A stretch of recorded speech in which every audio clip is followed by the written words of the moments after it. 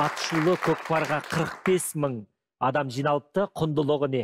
Көкпарды онша-мұнша емес. Мейрамбек Бесбаев ағамыздың көкпарынан арнайы көкпарын алып кетіп, ниет қылып жолыңызды берсін деп, сонда елге апарып, қуырдағын жеп, үлкен көкпар өткіздік. Көкпардың кадрларын көрсек, назарымыз экранда болсын.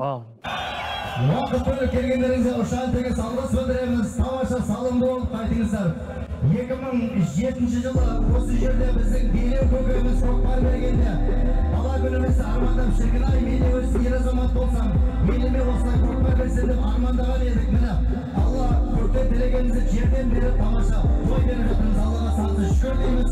Енді қадірлі жақсылар, Рахмет. жігіттер болса, бүгінгі көкпар да сондай ынтымаққа бірлік жарасқан. Тамаша.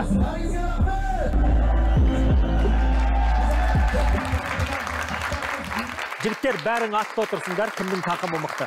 Тақым дейді, ешқайсымыз кәсіби қатты көкпар шаппаймыз, бірақ енді сол мен шығар көбірек атқа мінетін, көкпарда жүретін. Енді өзге жұлдыздардың да көкпарларында боласыңдар, араларында салым салғандарың бар ма?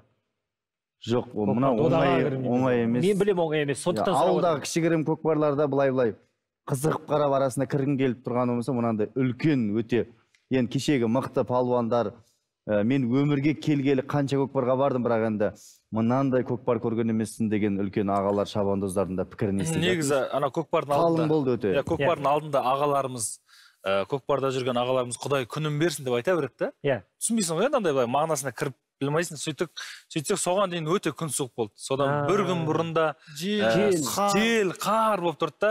Именно сол күні біздің көкпарымыз болатын күнде көктем сияқты бір адам жанына сондай ыңғайлы болып тұрды. Адамдар мына жақта көкпар болса, мына жақта шашылығын істеп, майөксін жасап, барлығы отырды. Шабандоздар футболкамен көкпар шауып жүр. Мен сол кезде түйгенім, анау жақсы адам болсаң, егер туған күні бір ауыр райы тамаша болып, бір өзіңді жақсылыққа балап жатасың ғой. Сол жақсы жігіттер болғасын, пейіліміз кең, сондай жігіттер болғасын, Құдай да сол жақсы жігіттерге жақсы күн нәсіп етейін деген шығар. Бұдан кейін де сол ары қарай жақсы болып жүруге барынша жұмыс жасаймыз деген өз миымда сондай түйдім. Тамаша. Бас-аяқ қанша салым болды? Бас-аяқ өзімізден 10 миллион теңге тігілді. Негізі былай көкпардың көзімен қараған кезде қатты ақша емес. Бірақ бұл жерде біздің абыройымызға байланысты, бізді көрермендеріміз жақсы көргеннен кейін концерт болатын біліп, бір сондай бір той болатын біліп тұрғыр. Көкпар емес, үлкен іс-шара болды. Келген қарайған халыққа қазан палау басылды, дастархан жасалды, эстрада жұлдыздары келіп, ән шырқады, Алатау серлері, киіз үй құрылды, кәдімгі баяғы қазақтың үлкен хандар құтытасы, билер билесіп беретін әдемі бір тойын өткіздік деп жатыр халық. Керемет. Ең қымбат салым? Қымбат салым мен беташар салым деп айтады. Біздің біріншісі миллион теңге барып аласын, шабандоз.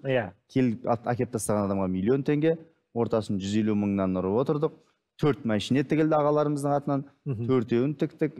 Қарамал, 9 түйе, тай бастаған. Олар тігілді. Келген ақшаны қалтамызға басып алып қалған жоқпыз.